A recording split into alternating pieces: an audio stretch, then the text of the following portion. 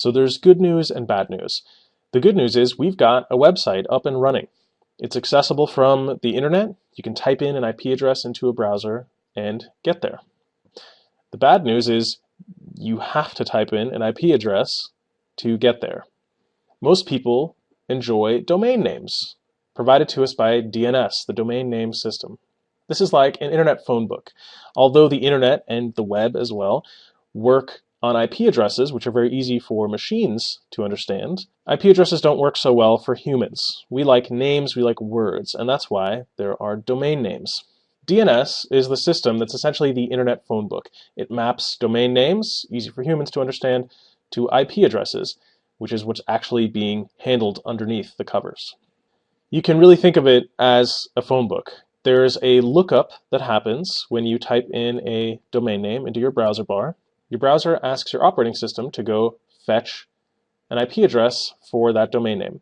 If it's not cached on your machine or somewhere between you and the domain server where you're going to go ask, a recursive lookup is done in which you start at the very end of the domain name. So for example, if you've got tutoriallinux.com, you go to the root DNS server and you say, hey, where's the com servers located?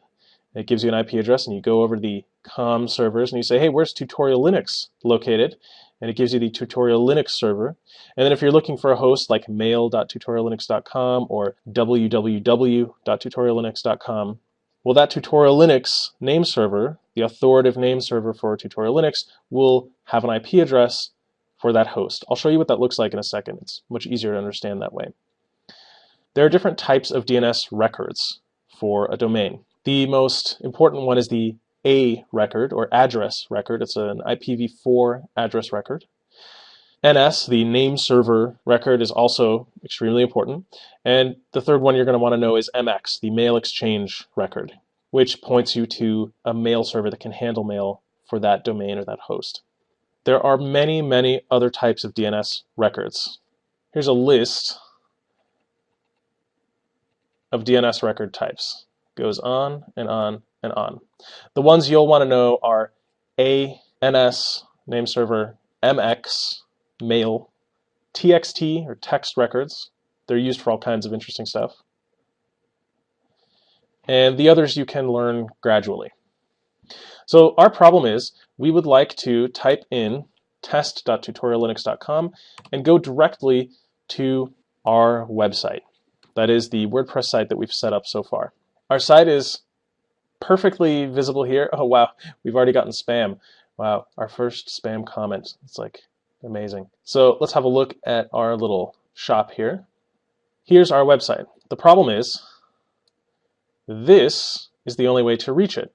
So what we need to do is map this IP address, 46.101.108.127, to this domain name. We're going to do that with the help of DNS. Wherever you register a domain name, that's your domain name registrar, they will generally have some DNS servers that they host in which you can change DNS settings for your domain name. I'm letting into the wheelhouse here. This is, for example, the DNS settings page for tutoriallinux.com. I've got some other things here that I've hidden for now, but whatever registrar you're with, this is essentially what the DNS settings page will look like. You've got the record type here, the host here, and the value. So we've already got www.tutoriallinux.com mapped to a certain IP. And what we're going to do is add a new record. You'll see the most common record types here. Your interface may look slightly different, but I trust you can figure it out because DNS settings are always going to be essentially a table of record types and then key value pairs, right? A host and a value, or in the case of some record types, just a value and a record type. So we've got the most common records here. You see CNAME, NS, SRV, TXT. This should guide your learning. We're going to create an address record, and we're going to name this host test and give it the value of our IP address on our VPS, on our web hosting platform server. Now, our Nginx configuration can deal at a single IP address with multiple domain names. And the way it does that is we're going to edit the server name in our Nginx config to match test.tutoriallinux.com so that it's got a site that's expecting that name to be used with its IP. So we're going to go ahead and save our changes here, and this may take some time to propagate. So we're going to wait a little while, and I'll join you back here in just a moment when this is propagated and we can take a look at the live site. One of the ways you can troubleshoot this is using the dig command.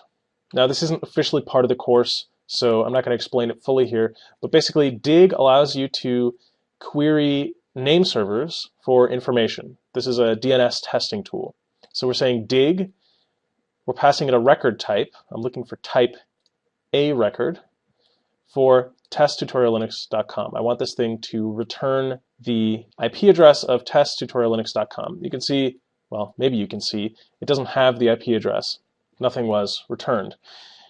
If I simply said tutoriallinux.com, this would show me the name server records it has for, so this is the root server, this is the com server, and this is tutorial Linux. This is how DNS works. So from the root to the com servers to whatever server is doing DNS for tutorial Linux, which is this. You can see this is the name server type. And then here we've actually got the answer. This is the authority section. It's just telling us where this is coming from. This is the answer section to our question. We asked for type A record for tutoriallinux.com. Well, here it is, tutoriallinux.com, and here is the IP address, the address that is mapped to that domain name. Now I'm going to show you a quick trick for simulating this sort of thing locally. You're going to go to etc hosts and edit that as root on your local VM. What we're doing is simulating the DNS system. etc hosts is sort of a fake DNS system. It allows you to map IP addresses to host names. So what we're going to say is the IP address of the server I'm using for this course, you would substitute your own server IP here, is going to be mapped to test.tutoriallinux.com. So this is essentially creating that same IP to domain name mapping. It's just doing it on my local machine. This isn't going to work for anyone else. So now, even though this hasn't propagated yet through the actual DNS system, I can sort of simulate what it might be like to browse this site with DNS. Now, you actually see this just switched over. That's because my site name in WordPress is stored as this IP address. You'll modify that in WordPress, which I'll show you how to do in just a moment. So let's just get rid of that again so we can get a real answer from the domain name system. You can just comment this out. Now when we try to reload test.tutoriallinux.com, it actually looks like it already propagated. Well, let's see.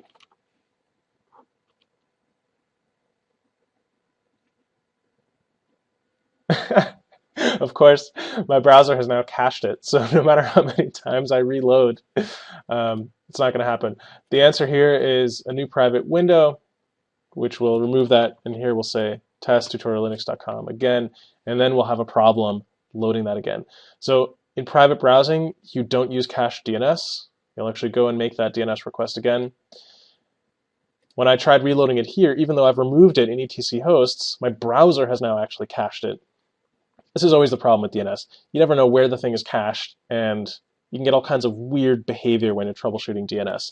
So keep that in mind. Anyway, I'm going to close this tab, and we'll just do this in a private tab. And I'll show you how to finish configuring WordPress once you've switched over to using a domain name, pointing a domain name to it, to make sure that all redirects inside of your web application don't redirect back to an IP address, but keep your nice domain name in the browser bar.